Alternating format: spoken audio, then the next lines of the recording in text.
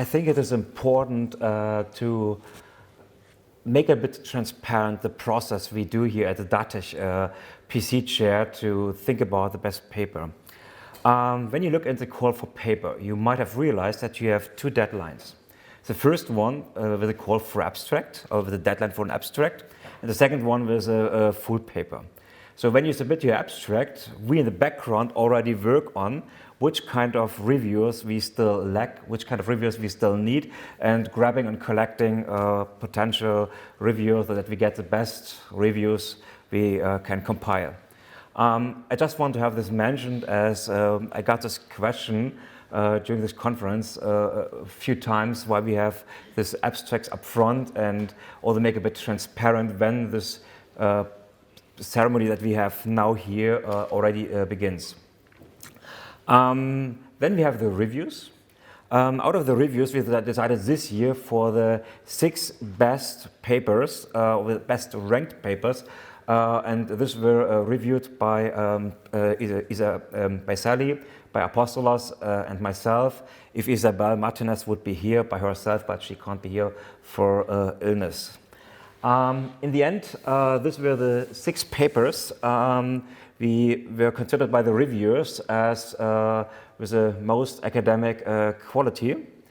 I really have to say that for a conference like DATeCH, it was very difficult for us to think about what means best paper at a conference for DATeCH. We have people here from business.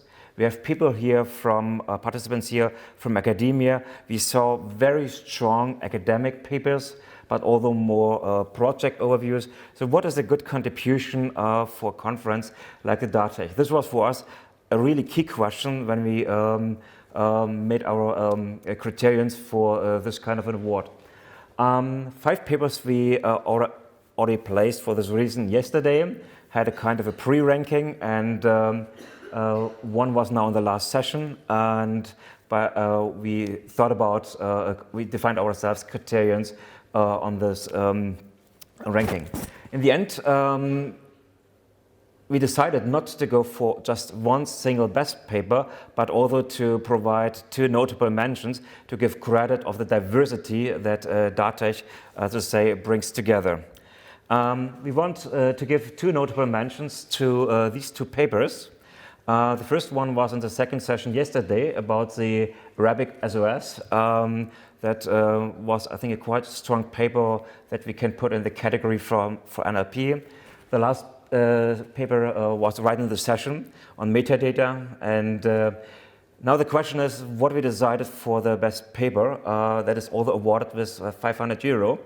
And after I think a not so long discussion, we decided for this one.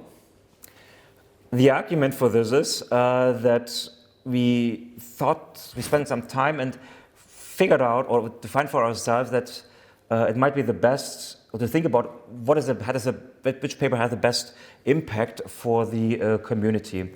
And in this paper, we had the situation that the contribution of this paper affects many of us, many of the people who follow us on Twitter, and this led us to the point that we decided for this paper.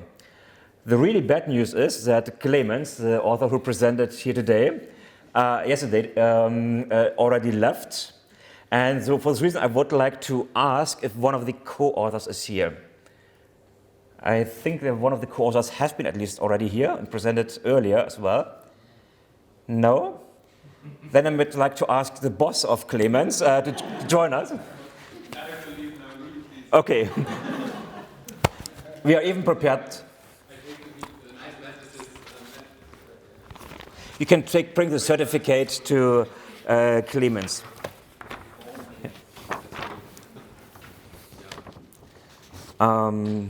You're not listed on the list, but please give this on behalf of the program committee to Clemens.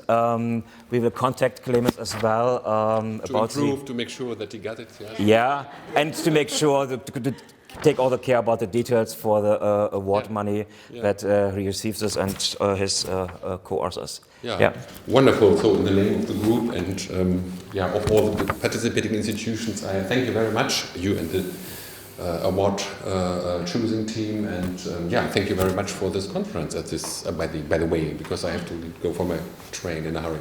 So, okay, thank you very much. So I hand over to Clemens. And I saw as Clemens is already on the train, and he left this message about an hour ago, I think. We should let him know right now that he missed his own ceremony. And so let's formulate a tweet for him. So something like this.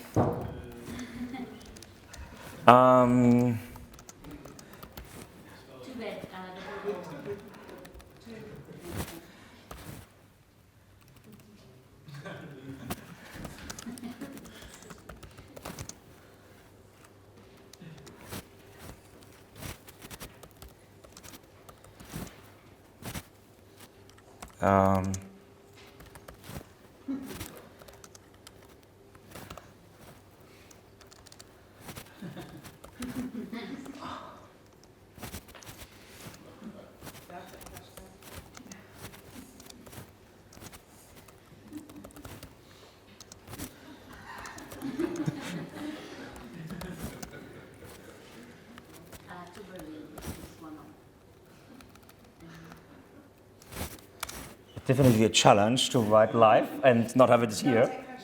Yeah.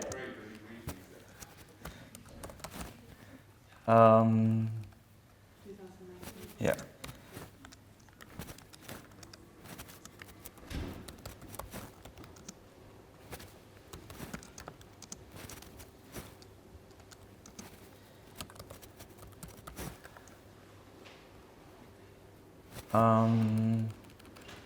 Though that you can read it better, I think we are done. Oh yeah.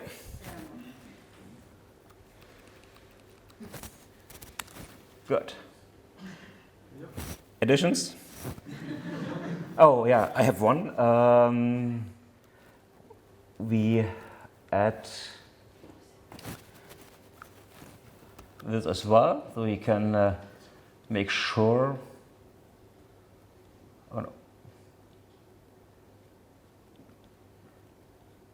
It's more challenging than I thought.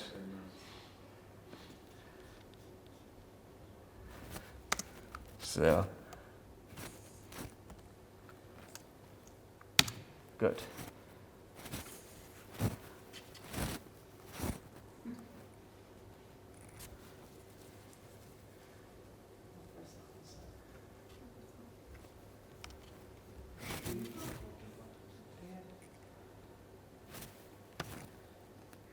Good. Let's see.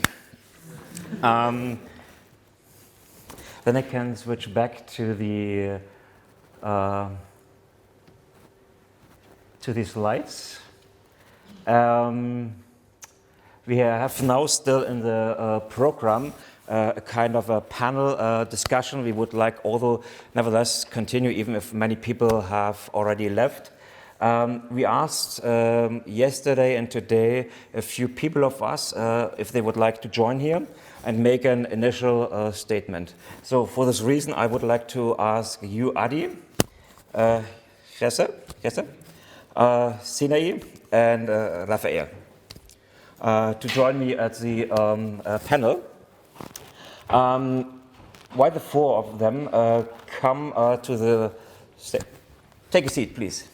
While the four come to the stage, we ask them to think about two things. First, what do you take from the DATeCH 2019?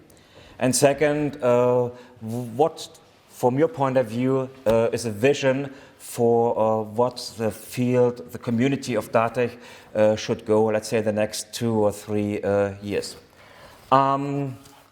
Thank you. So I think we start right with you, Jesse. Can you please just briefly introduce yourself and then make your initial pitch? My name is Jesse. Oh, sorry. I can also just be loud. My name is Jesse. I'm a computational linguist at the Dutch Language Institute. And I've been involved in several projects like DATeCH, C, transcriptory, all that to do with digitization. So, and now, well, two things that we're going to discuss. What happened at DATeCH. Well, I think we have seen very many nice things, new ways to create data. We have seen a surge in high-quality training for OCR, whether you use Occupy or, for instance, Calamari, or with structural tagging, which was also very nice. We have seen new ways to annotate data with a nice deep learning tagger for historical language, and smart ways to do significant work even when you're plagued by resource limits. And we have seen creative approaches to using the data.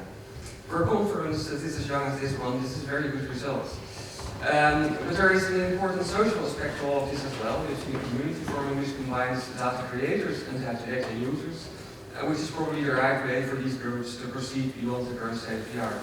Content creators will know what to do to better serve the users in terms of data formats and exchange protocols. And content users will learn how to request things from content creators to get the data in the way they need it. So how do we proceed from here? In the long range, well, Asaf is not here, so I will do it for him. I could mention what he calls the new moonshot dream for our area, some kind of digital, distributed, federated library of the World Heritage, which would make all documents available in each conceivable way the users would need, whether they are researchers or individual interested peoples. Also including facilities to run any enrichment analysis or post-correction tools or even re-OCR on demand.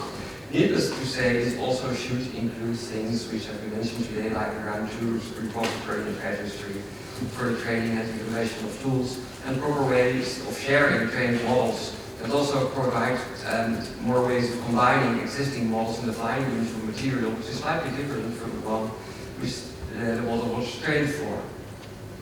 Well, in the mid-range future, since we are not on a NASA budget, we could hope to shape our community further. One way that we are currently trying to do this is to prepare a cost proposal for the creation of a community. The current working title is Digitization for Knowledge Creation, which will combine small and large content creators ranging from national libraries to individual researchers having to digitize their own material. Please contact one of us if you're interested in sharing these research and libraries. Thank you. Hi. Good afternoon. I am Rafael Carrasco from the University of Alicante and also working for a long time with the Miguel de Cervantes Digital Library and also participating in several European projects, including the Impact Project and the Impact Center of Competence. So we have learned these days that our community is growing in several directions. One is, as Jesse said, the new tools, emerging tools, which are interesting to follow.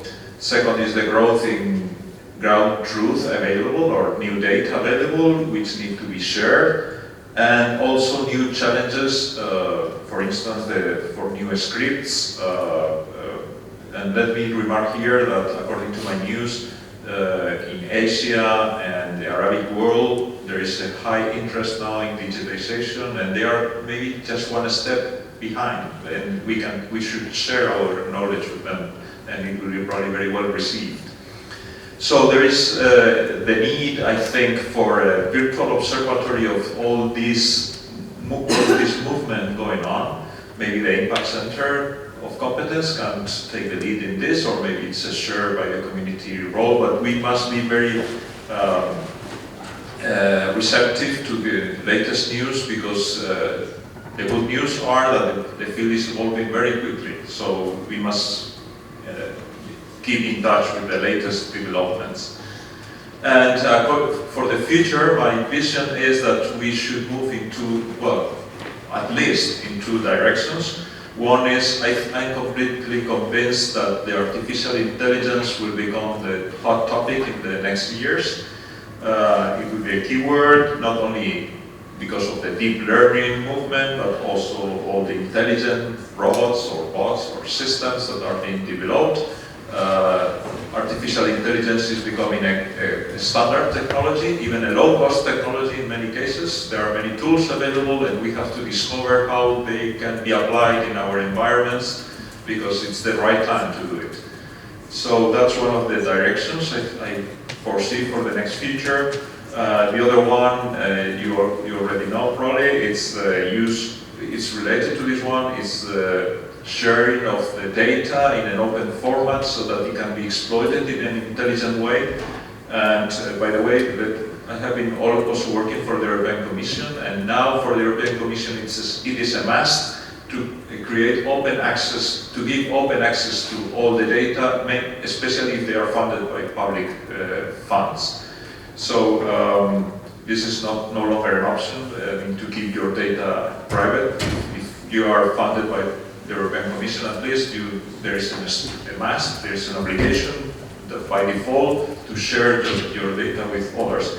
But so new opportunities are coming to exploit the information we are creating, and we have again to discover how ontologies or this linked open data can be accessed more easily by the final users. They can be exploited not only by technical people, and there is a long road to go in this direction. Many institutions have started doing this, but I suggest that all of you that have that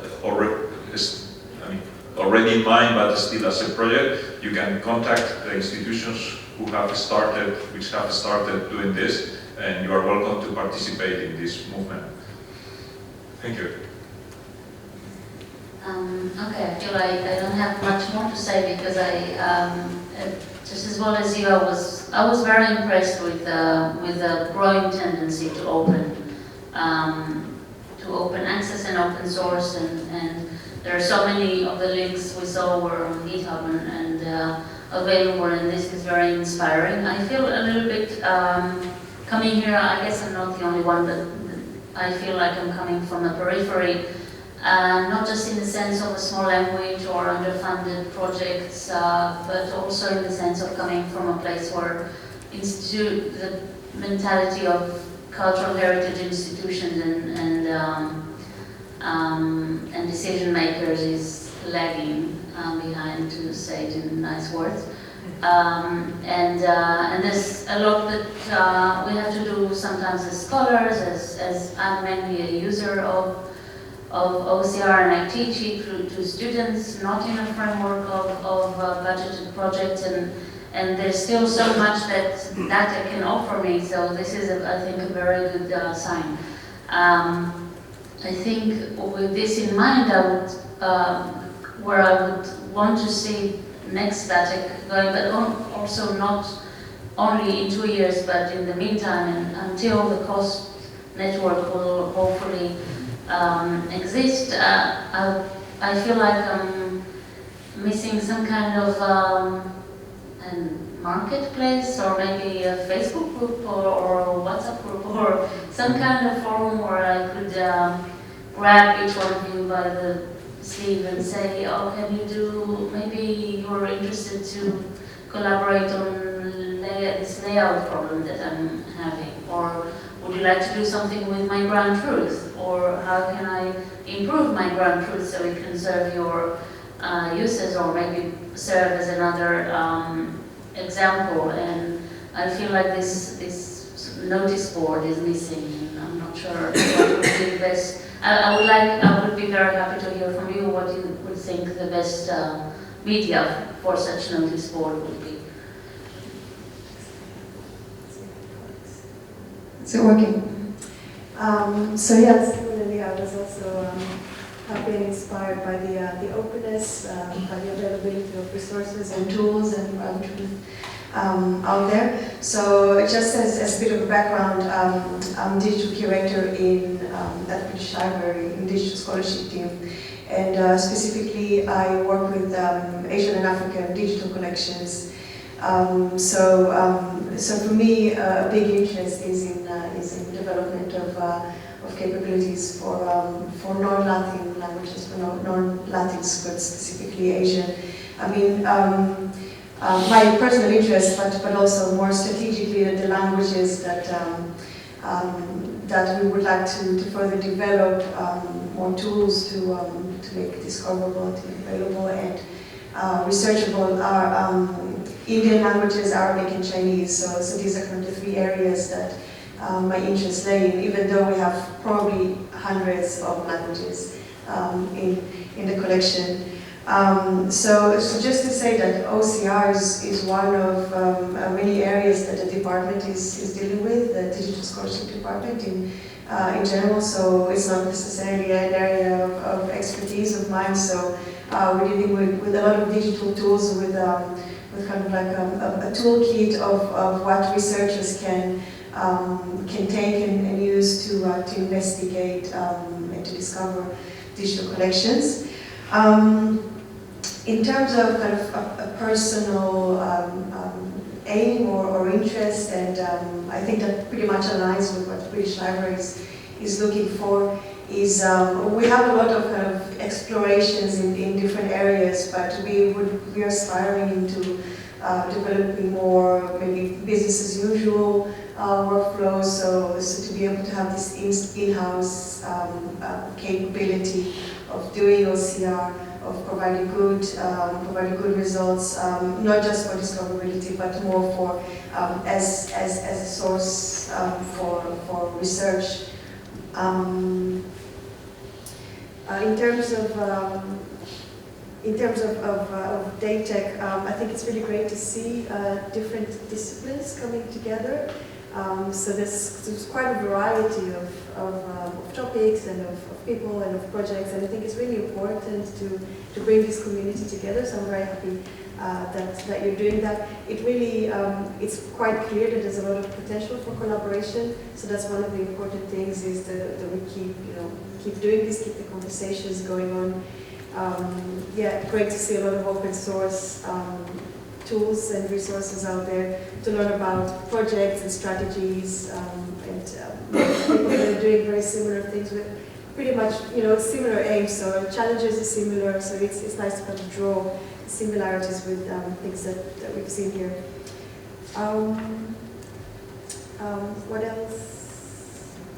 Yeah, it's quite obvious that we could do better by collaborating, and as next steps, I don't have anything too clever to say, but it's good to keep the collaborations going, conversations, to continue sharing the experiences, tools, and resources out there. I think this has raised awareness to who's doing what in which field, and that's very important. Yeah, and another area of interest of mine, which I saw in one of the posters, and I'd like to see more about it, is extraction of text from maps. So specifically, I like Asian languages, maps, and workflows are some of my personal interests and objectives. So I hope this will just keep going. Okay, I think this were four. I'm tired. 4 very interesting 5 minutes initial pitches, and I would like, before I made some notes, but I would like to open the floor to the audience. What all your thoughts are? Is something missed? Do you see something different? Please share your thoughts. I think, if I counted correctly, I built 4 different clusters. The first one is in this topic of open access, open source, and the growth of existing ground truths.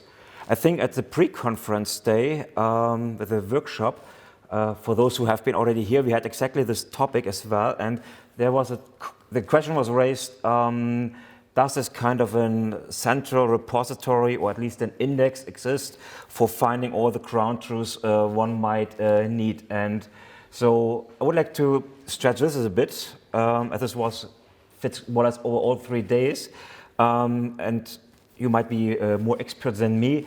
Do we have this kind of a repository already? And who could, if not, who could be the partner or the player for playing this? Ideas?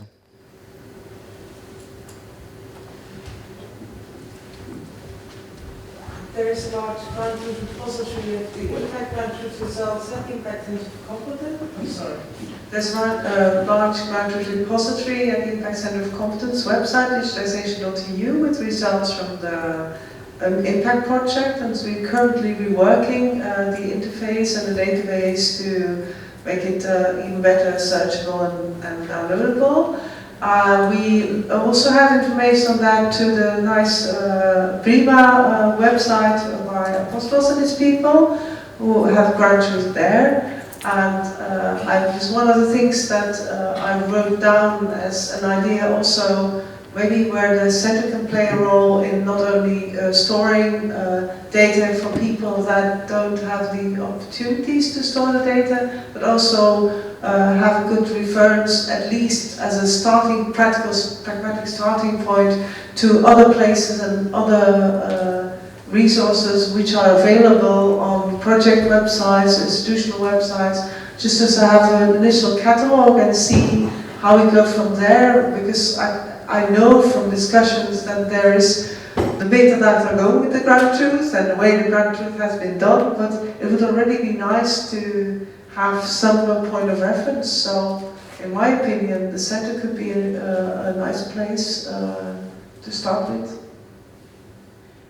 So two teams were mentioned, first Apostolos and the Impact Center of Competence, so maybe they can immediately say something about this. Apostolos? I think the pragmatic view is that you need the funding to do this, and it's quite a lot of work to, first of all, to grant truth, to make sure that grant truth is correct, because many people contribute grant truth, but how reliable it is.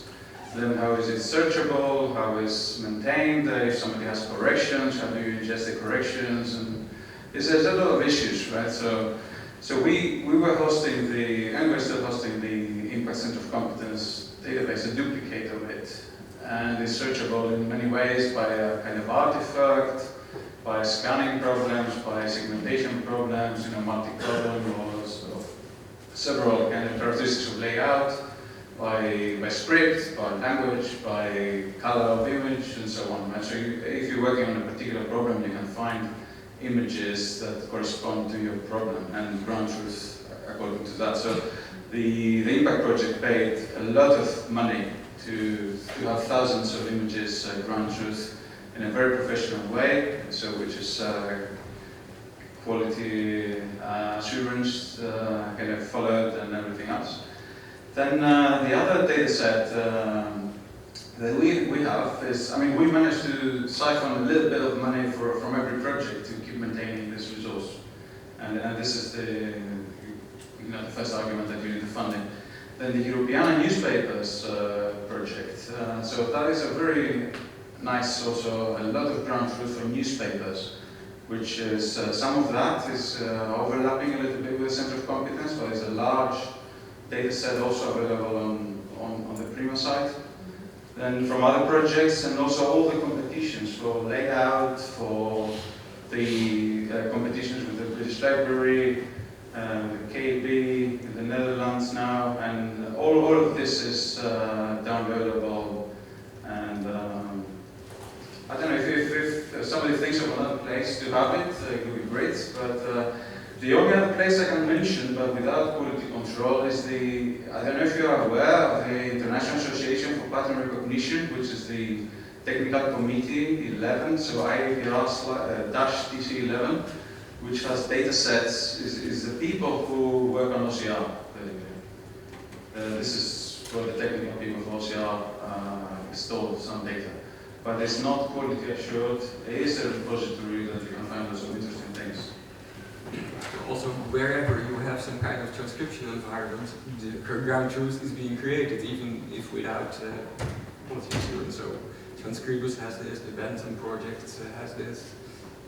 I think I understand, Apostos, your point of view, but I would start from a really more pragmatic point of step first.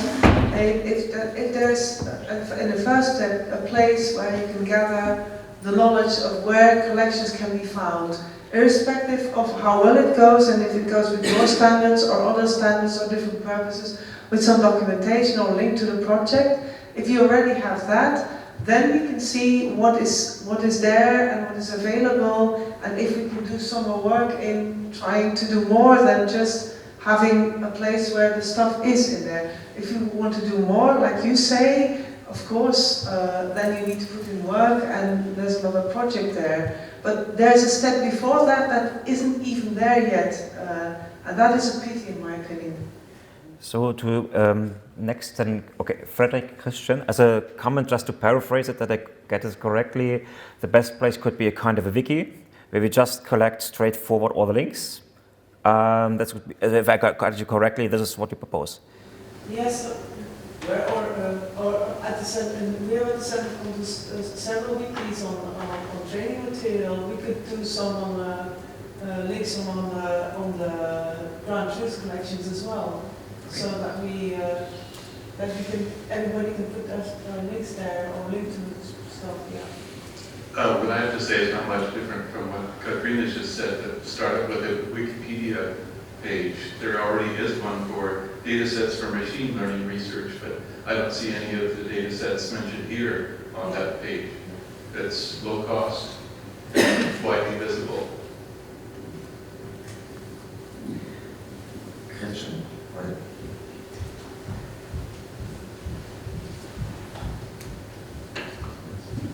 Yes, just also to mention what Apostles also said about the IAPR TC11 datasets, and we are always encouraged when we have these competition at ICTA to at least link the datasets in there, so that there's a big collection of datasets there, and I guess it would be nice to consolidate with the center of competence what's there, and not have partial copies here, partial copies there, and Yeah, that's the next. yeah, so yeah. Okay. Any further comments on this topic of ground truth? I think we got a very clear action item, and actually a low-cost action item, with this kind of a Wikipedia-style list of links. I think this should be easy to implement. We hopefully can present them in 2 years' time. Pretty sure even.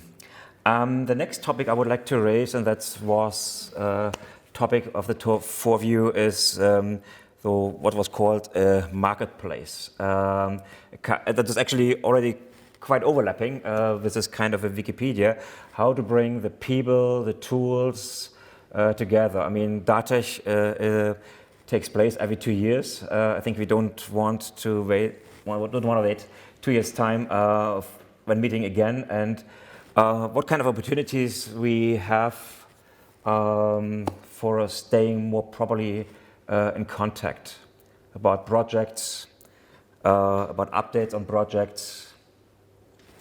What are your thoughts on this?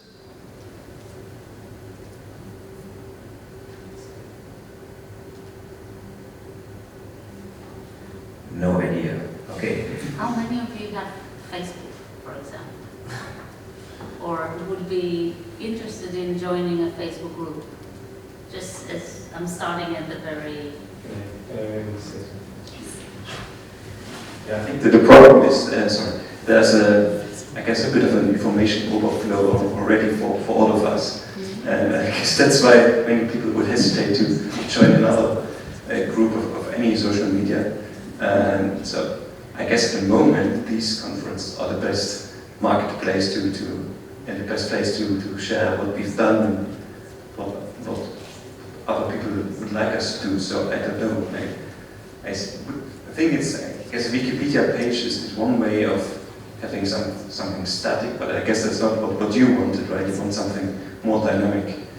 Yeah, although I am myself reluctant to have another Facebook group, so I'm wondering if people have more, still more dynamic than once 2 years or even a wiki page. Mm-hmm. I'm sorry, but I think a Facebook group is a terrible idea. I think a forum is a good idea, or some kind of opportunity to communicate with each other. But in the interest of open data, I think Facebook is like the opposite of that. Because if you don't have a Facebook account, and many people who are interested in security and things don't have them, I think maybe like an old-fashioned listserv or something would be maybe a better way to communicate, where people could just subscribe to it and reply in an email.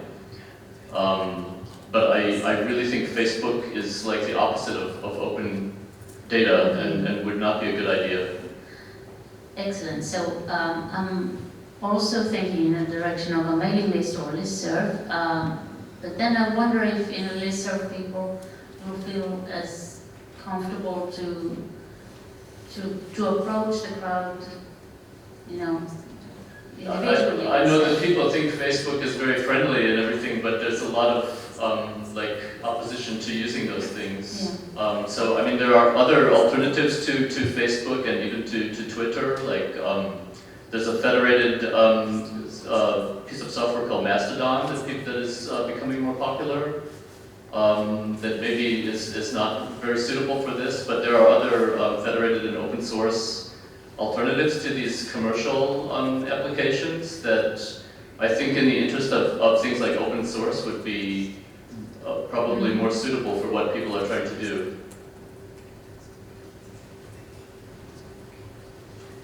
Facebook is not available in China. That's right. Yeah, it's blocked. It's blocked in China, and I think Twitter is also blocked in China. And so yeah, I think that's worth considering. Is GitHub blocked in China? I'm not sure. I don't know. They were for about 4 hours.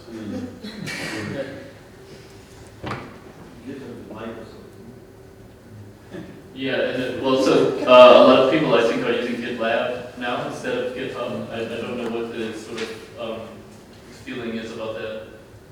And OCRDs, they were talking about Gitter, that I guess is more forum-like. I don't know it. I don't know about that. Marco, you have the experience of having a listserv. How helpful do you think will that be? Mailing list. Yeah. My experience with mailing lists is at the beginning is everybody enthusiastic. You grow easily, several hundreds, but in the end it's very hard to keep traffic on the mailing list, and so that's what my experience is. But I think I gathered here two things that might be important. I mean, a mailing list we can easily create with the participants list. We can send around an email who wants to join a mailing list and create one and see what happens. That's let's say less than half a day of efforts. It's worth a try. I think the wiki we discussed earlier, we could extend not only for this kind of ground truth files, but also about people, projects, and interests. And that would be kind of a first, more or less static thing.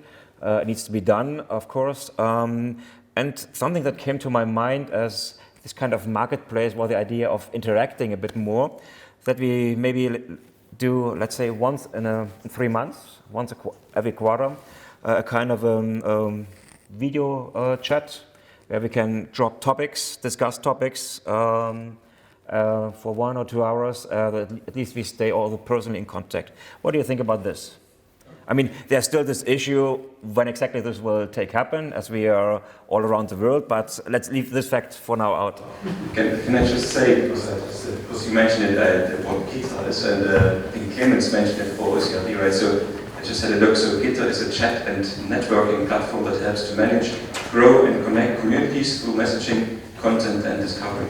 So it sounds a bit like what we want to do, and we could have looked at how it works.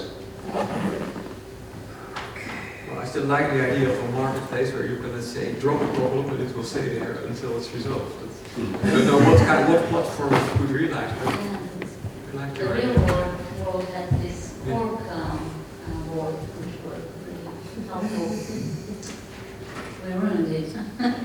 In the Office 365 package that you can use online, there's this option of using Microsoft Teams this is quite good what we are asking here for. I've never used it, but I know that the Time Machine project that runs here in parallel in Amsterdam uses as well for organizing all their, 23 or 24 different teams. I can maybe say something, because we just started using that at the university as well. And in the end, you end up, it's just like email. You drown in messages from various people in various teams, and I don't find it super useful. Okay, you maybe have some file section and things like that, but I don't know. I don't find it very useful.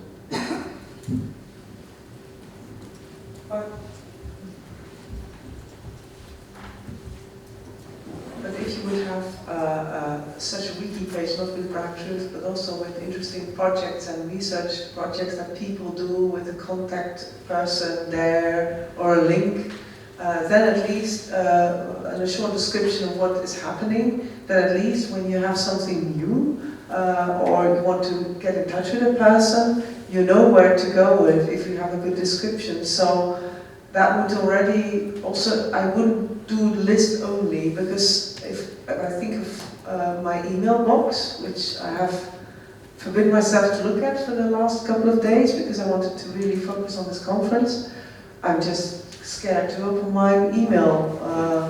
And that's a bit my hesitation. And maybe if it's at a given point, people feel free enough to have a forum where there's threads and questions and answers, but then you need someone to monitor it. So maybe it's also something, if we get the cost thing award, something as strategies to look into the market, to bring people together, and how maybe that could be part also of this cost action thing that we have to see. Yeah, but if I look at what happened with the corporate, you get a daily digest, and either you read it or sometimes you read it, but you can always look up in the archive whatever you want. So it's not that, I mean, it's static, but it's dynamic at the same time. And it's very low cost. It's 1 email a day, if there is traffic. Another way which would save the inbox, I don't know what you think about it, is Slack. We use in the DATeCH research team uses Slack sometimes, which it's nice that you don't, it doesn't go into your email. You can deep in and out whenever someone is dropping a message in one of the channels, so each channel can be dedicated to a different topic, and if you don't want to hear anything about it, you just don't. So I don't know what people think about Slack.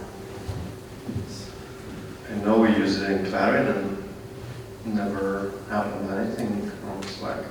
So whenever I go to look at what happened in Slack, it's empty. So I don't know. Yeah, it's all how people actually use those channels. I don't think the actual channel matters. It's people that use it and the way it is used. It's what keeps the community alive. It's not the specific channel or specific software.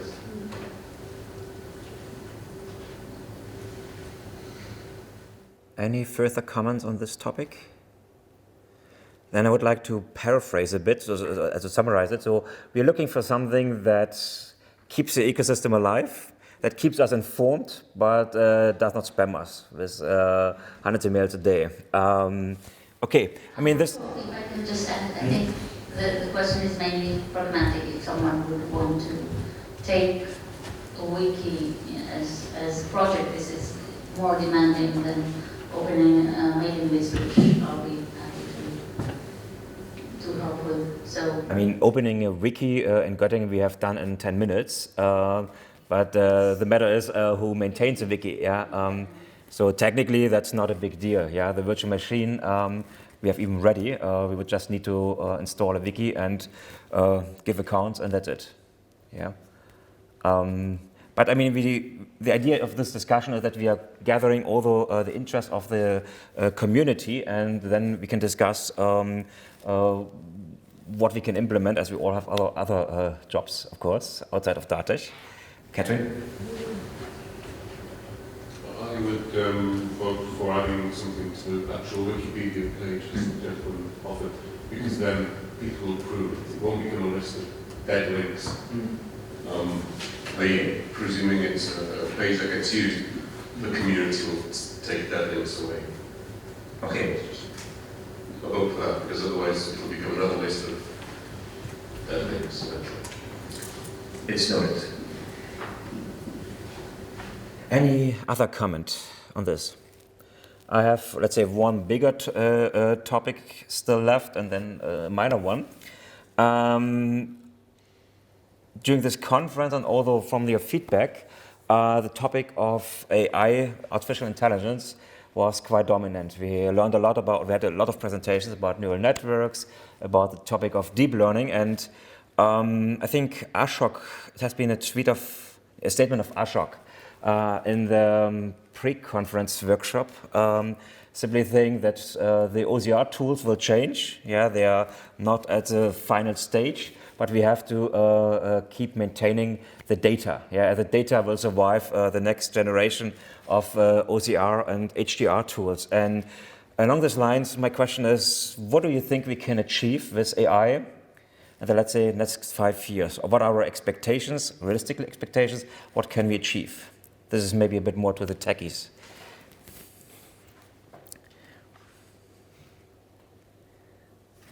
What can we improve?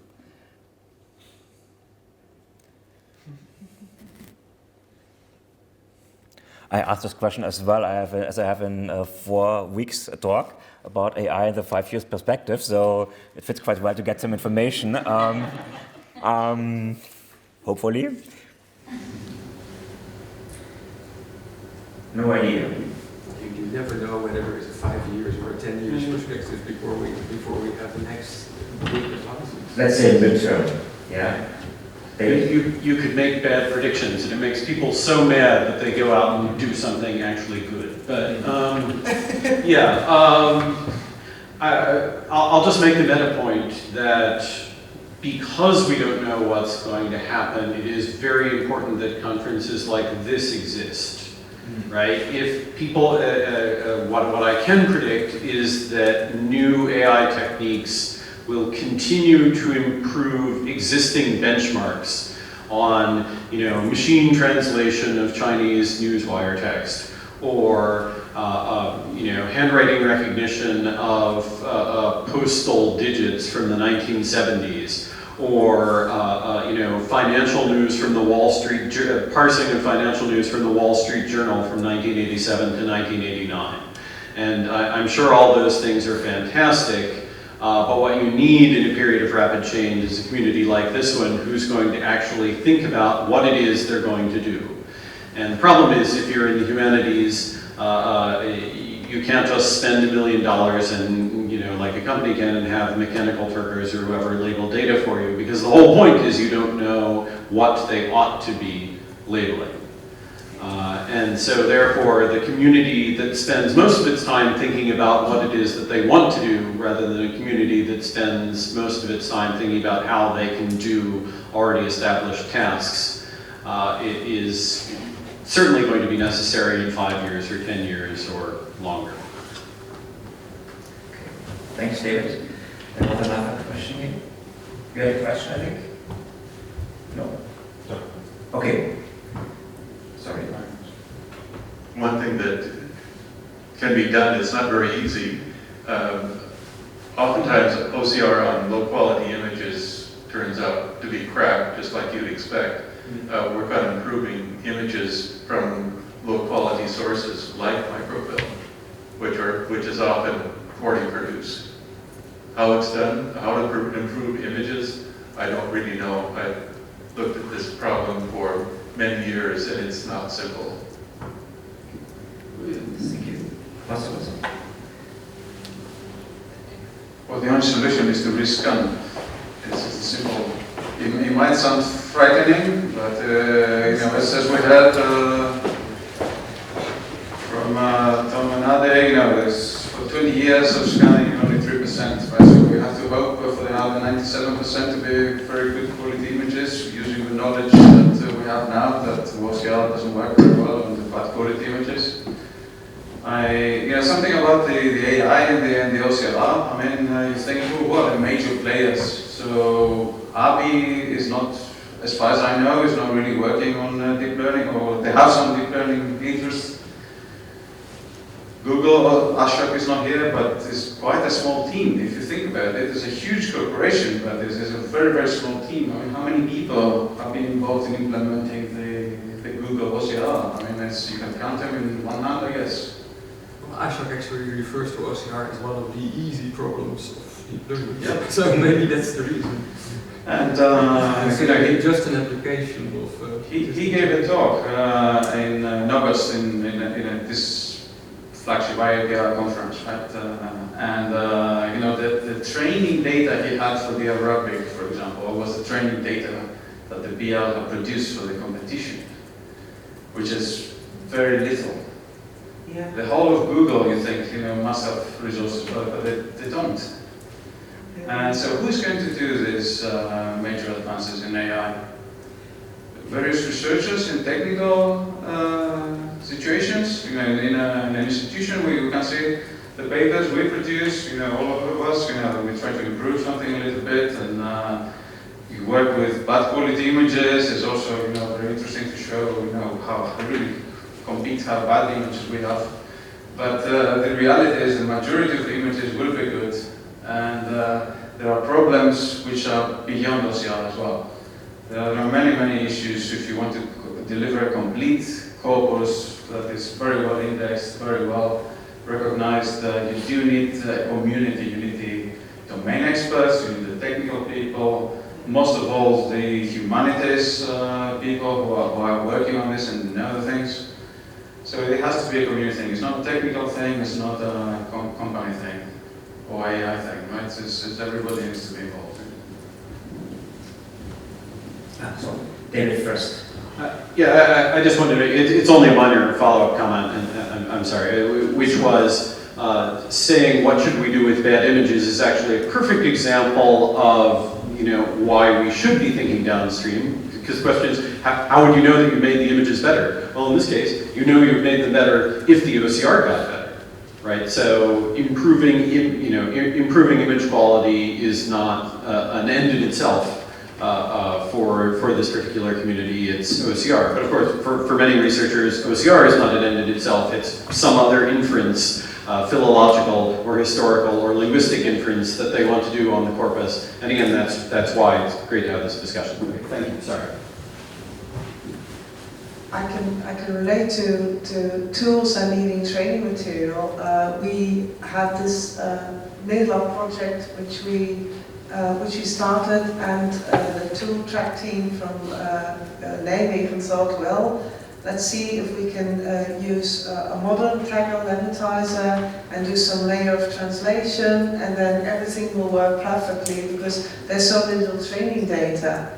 And in the end, it was not a solution, not for all the material. So I have been, we have a team of people at our institution, because we are a language institution, who can do this and read this and build training material. So I've been pleading and begging, and fortunately now for Dutch we have funding to do really training data sets for linguistic annotation for these periods we are lacking for Dutch, and we got funding for that. But it takes a lot of time, and of course my experience with people working with tools is when they see a list of 1,000 items and data, they think, "Ooh, do you have to?" There's ways of good manual correction and efficient tooling to do that, and it saves so much time. So, and it is not so exciting. But it would help if there was more visible respect for the people who are doing that not exciting work, but this is the groundwork for all the tooling. So.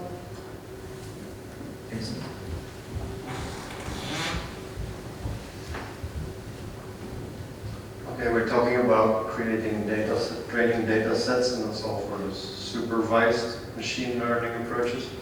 But I think the big move in AI in the next 5 or 10 years will be towards unsupervised machine learning, and then you don't need training data. You need test sets, you need benchmarks, you don't need training data, so that's a whole different order of magnitude we're talking about. And so if you think the next 10 years, I think we'll get rid of the huge quantities of training data we need right now.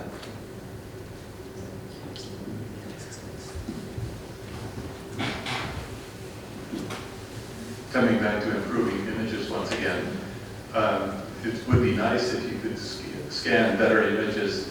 I'm working on a project right now, Arabic newspapers, where no one is even sure if the originals exist anywhere, but they do exist on microfilm, and the microfilm quality is crap. Maybe machine learning or AI could be applied to improving image quality from crap images. I don't know if anyone's doing anything of that sort.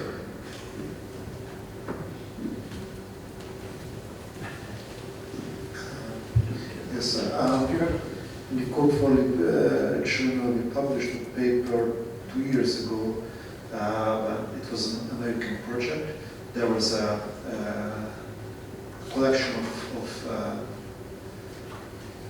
photographs in the 30s. It was created originally for documenting different social groups, and they used some of these pictures for whatever reason. The other picture were they made a hole in each picture.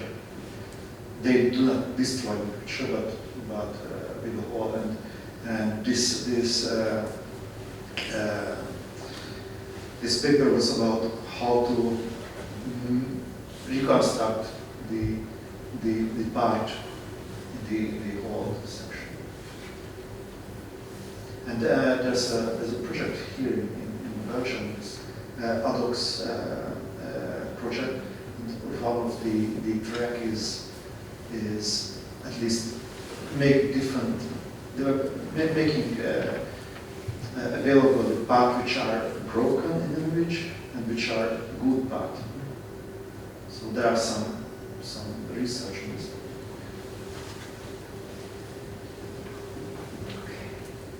Any further comment on this? We have to. What's That's okay. If you have. No, it's fine, it's fine. We have to be a little eye on the time. Yeah. So just to put things a little bit in perspective. So in the beginning we had paper documents, right? People have to go to the library. Then wouldn't it be nice? People don't have to go to the library, right? So we scan the images, but then people want to find to search, right? So then the OCR. Then we have this problem of bad images for OCR. But we are looking very, very short-sighted, I think, right? So then once we solve this problem, right, we will have better images, we will correct the bad images, you know, that 3% or maybe 1% of that 3% is really bad. But what is the next problem, right? The next problem suddenly is you have all this text, but it's not actually a nice reading order, right? So, layout now is very important, right? And then once you have the layout, then it's semantic labeling. And this is where things start getting very interesting, right? Because then you have concepts, you have to connect concepts, and then you can really search across several media and several books and all sorts of things in different countries. And I think, well, what's the next problem, right? The next problem is you have so many conflicts of accounts of different things, and how do you make sense of all this data, which is not necessarily pointing in the right direction? And there will be millions and millions of documents and concepts and so on. So we're looking at the images first, right? Which is, I don't want to diminish that, but this problem is not really a big problem. And then what happens next is something to think about. I think clothing this section with a question is a quite good thing. I would like to open just briefly another topic, and this was raised by Frederick about the entire DATeCH procedure. And today, Frederick raised the idea of a community voting. Right now, we asked, as I introduced during the Best Paper Awards session, we are looking for the reviewers. We make these abstracts in order to try to get the best reviewers we can get. We make the reviews, and last but not least, we are standing then here at the conference. And the idea Frederick raised is that at least as part of the review process, we make a community vote. So after submission, as an example, as an idea, first idea, you, the community, or we, the community, better say, see already the papers that were submitted. We can have a look on which papers we like. which topics we like, and begin already to make a kind of a pre-ranking. And let's say with 20% of the entire review, with the weight of 20% of the entire review process, we rank this interest of the community into the overall review process. What do you like about this idea? I mean, this is just a very first pitch. This idea is, so to say, less than 12 hours old. It's just a very small baby. But what do you like about the idea? What are maybe different flavors? How to frame this? What are your thoughts on this? You might also mention that this very idea has been applied, that this very same idea has been applied for the DLF Forum in North America for at least 3 years, and it seems to be working quite well.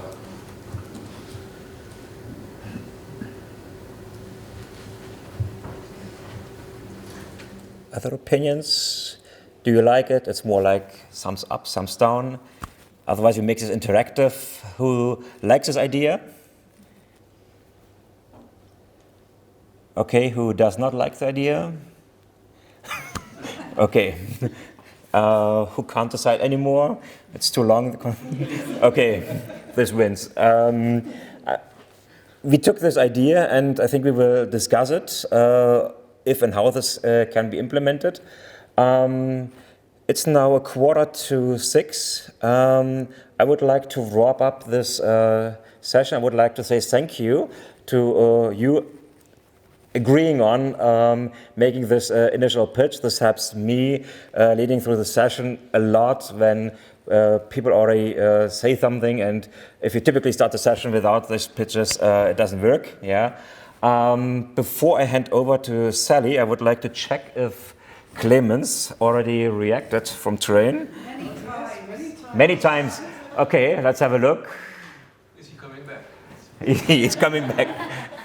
Okay, I maybe need to refresh. Okay.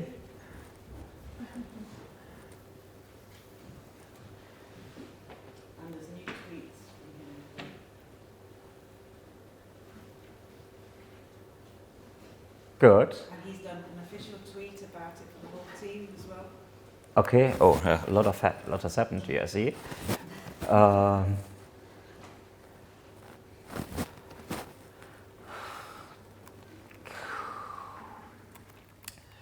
By Clemens, yeah? Yeah. Okay, let's have a look for Clemens himself. This might be faster.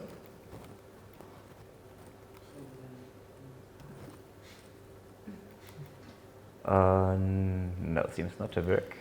Can somebody help? So you probably are more up to date than me. Further down, I think he thanks the whole team somewhere. No, it's after that. It's before that, rather. Further down, I think. He says thank you on behalf of the whole team. I think this you mean. No, he's No. a nice OCRD team thing. Somewhere, I think it's further down.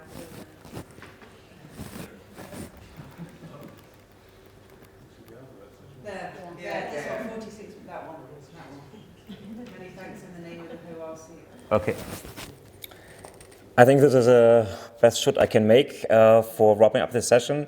Yeah. I think, Sally, you want maybe something as a... Just very briefly, yeah. Briefly about as a local organizer. Yeah,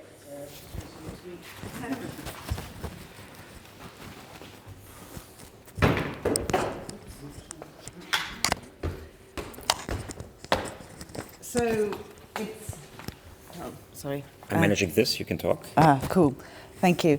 So, yeah, it's been wonderful to be part of this. I mean, when it was Katrine's fault, so I will publicly blame Katrine. We met in the National Library of the Netherlands about 18 months ago, and she said, let's have a coffee. What about this idea of us jointly hosting, because this is a jointly hosted event between the Dutch Language Institute and Daria Belgium, Claire in Flanders, and many other organisations. And she said, what about this idea of organising DATeCH? We could do it in Brussels. And then we had this brainstorm, and 18 months later, it's come to fruition. It's been a lot of hard work, great team, people to mention, Katrine, Isabel, who unfortunately couldn't be here today, Vincent, Yoka, and I'd just like to say a couple of thank yous to Mariana and Sarah as well, who have been wonderful in meeting everybody's needs here. Sorry, I'm very tired. So thank you very much, and safe travels home. I don't know if anybody else wants to say anything else from... Thank you. Yeah, thank you very much.